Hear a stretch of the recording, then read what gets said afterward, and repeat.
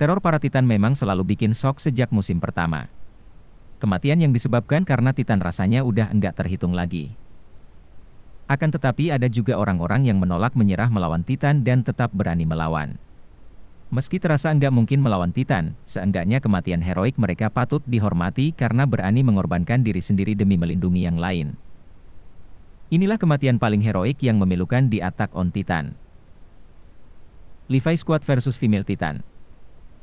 Umur Levi Squad di anime bisa dibilang singkat.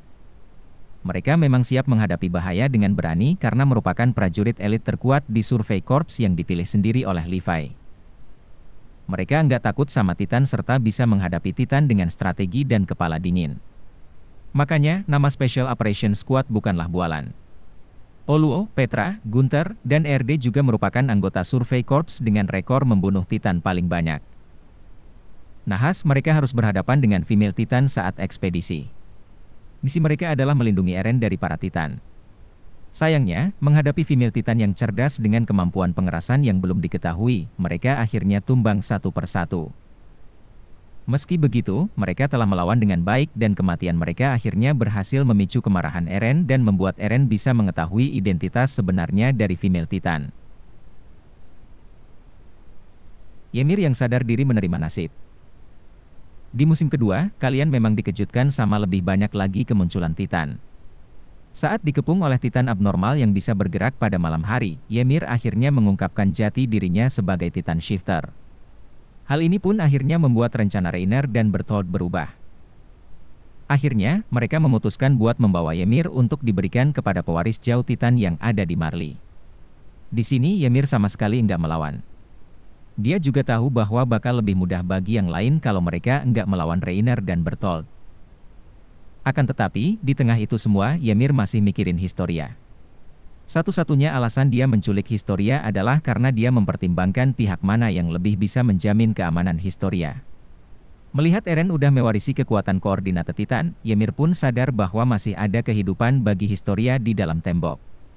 Setelah meminta maaf, Ymir pun akhirnya menyerahkan diri kepada Reiner dan Bertholdt. Meski saat itu Ymir belum mati, tapi dia tahu bahwa udah enggak ada lagi masa depan buat dia. Cepat atau lambat, mereka pasti mengincar Ymir juga. Makanya, ketika dia udah memastikan keselamatan Historia di dalam tembok, akhirnya dia pun rela melepaskan Historia dan menyambut kematiannya sendiri di luar tembok. Bahkan, ketika Historia membaca suratnya setelah dia mati, Ymir tetap memikirkan Historia. Makanya, pengorbanannya buat Historia bisa dibilang adalah salah satu kematian paling heroik di Attack on Titan. Hannes yang mencoba menebus dosanya. Satu-satunya yang menyaksikan kematian Karla Jaeger, selain Mikasa dan Eren, adalah Hannes. Sama kayak Eren, saat itu dia nggak bisa apa-apa ketika Smiling Titan memakan Karla. Makanya, ketika Smiling Titan itu muncul lagi di depan mereka, Hannes langsung bilang itu adalah kesempatannya buat membalaskan dendam kematian Karla. Dia bersikeras berusaha menjatuhkan Smiling Titan, bahkan seorang diri. Namun, bertarung tanpa banyak obstacle di sekitarnya menyulitkan pengguna 3D maneuver gear. Pergerakannya terbatas karena cuma bisa menggunakan tubuh Titan sebagai obstacle. Setelah membatasi pergerakan Smiling Titan, sayangnya Hannes tertangkap dan menjadi makanan lagi. Adegan yang sama pun terulang di depan Eren. Namun, kali ini Hannes sudah bertarung dengan berani. Dia bahkan jelas-jelas melindungi Eren dan Mikasa yang enggak bisa bertarung. Tindakannya yang berusaha menebus dosa masa lalunya ini bisa dibilang cukup heroik juga. Kenny Acherman. Di musim ketiga, ada kemunculan Kenny Acherman yang merupakan paman Levi. Dia bertindak sebagai pelindung keluarga Reis yang merupakan keluarga kerajaan yang sebenarnya. Namun, dia kurang beruntung karena dirinya terluka parah setelah gua di bawah kediaman Reis runtuh saat Road Reis menjadi Titan. Levi yang menemukannya di saat-saat terakhirnya bertanya soal siapa dia sebenarnya dan apa hubungannya dengan ibunya. Saat itu, Kenny mengungkapkan segalanya.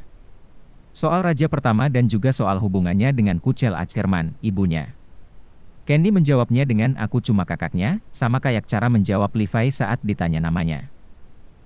Meski itu bukan kata-kata terakhirnya, Kenny menjawabnya dengan hangat. Ditambah lagi, setelahnya Kenny menyerahkan cairan tulang belakang Titan kepada Levi. Dia udah siap menghadapi kematiannya dan merelakan kekuatan yang selama ini diincarnya. Moblit Burner melindungi Hange Zoe. Kalian mungkin enggak terlalu peduli sama karakter yang satu ini. Dia hampir selalu kelihatan bareng Hange Zoe karena merupakan wakil Kapten Survey Corps. Dia berperan sebagai asisten dan penyampai pesan buat Hange. Dia adalah prajurit yang loyal dan mengedepankan kepentingan yang lain dibanding dirinya. Makanya, ketika misi buat merebut kembali Shiganshina, dia lebih memilih buat menyelamatkan Hange dibanding dirinya sendiri. Kematiannya diingat oleh Hange yang membuatnya ingin menjadikan Moblit sebagai salah satu orang yang dihidupkan kembali dengan serum Titan yang dimiliki Levi. Tindakannya yang tetap mengedepankan keselamatan Hange dibanding dirinya adalah bukti bahwa dia adalah prajurit yang bisa diandalkan, bahkan hingga saat-saat terakhirnya. Erwin dan Survey Corps yang menyerbu bis Titan. Yang paling mengejutkan di musim ketiga adalah kematian Erwin.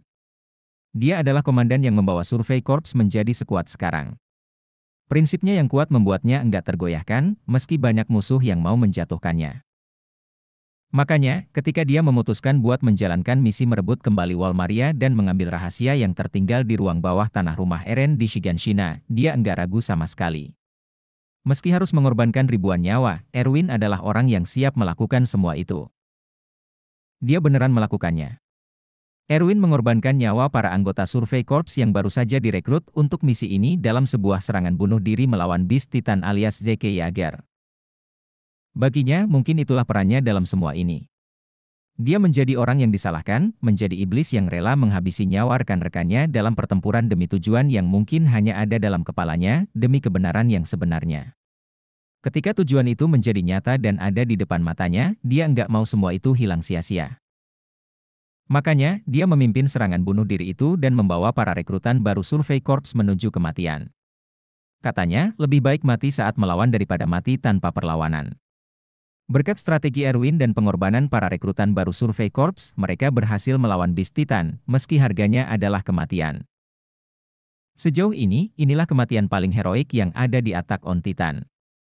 Momentum menyambut kematian sendiri demi orang-orang yang masih hidup, Erwin yang mempertanyakan apakah dia telah memberi arti bagi kematian rekan-rekannya yang gugur, semua ini adalah momentum terbaik di musim ketiga.